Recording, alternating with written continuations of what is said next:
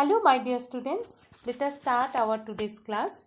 Today we will discuss Ohm's law. And in electricity, Ohm's law is very important.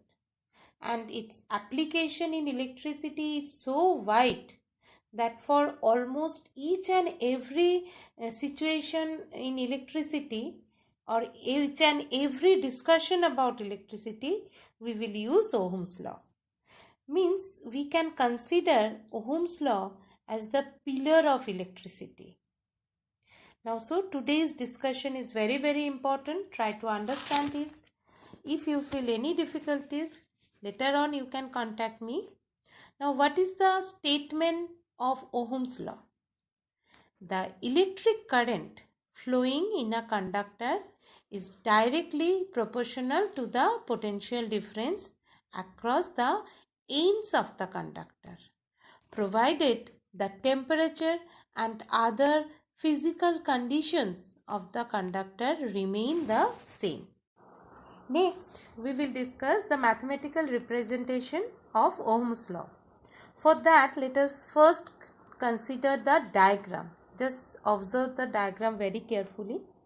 Here, there is a conductor and we have considered 2 points across it. One point is A and another is B, and potential corresponding to that points are VA and VB. See here, current is flowing from B point to A, therefore VB is greater than VA.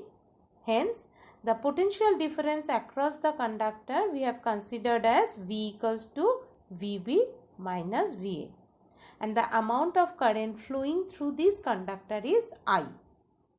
Now, according to Ohm's law, electric current is directly proportional to the potential difference.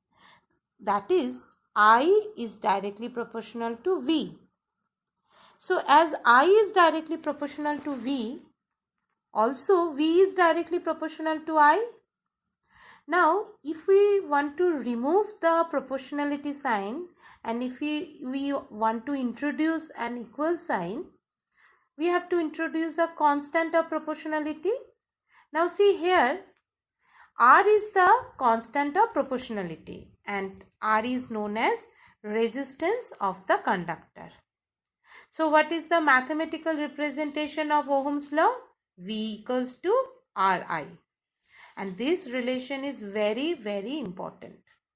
Now, this formula we can also write as V by I equals to R. So, V by I equals to R.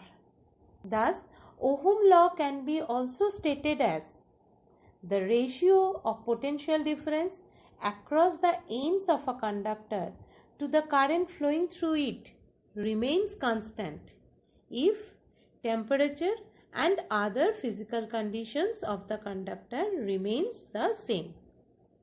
Now, see the graphical representation of V versus I graph. It is a straight line passing through the origin, and from this graph we can calculate the slope of the graph, which will give us the value of resistance.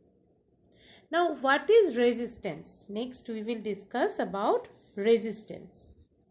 Now, resistance of a conductor is the property of a conductor to oppose the flow of electric charge through it. And resistance of a conductor R equals to V by I. Thus, resistance of a conductor is defined as the ratio of the potential difference across the ends of a conductor to the current flowing through the conductor.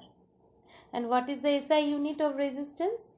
It is Ohm, and see its representation in bracket, the symbol, watch very carefully.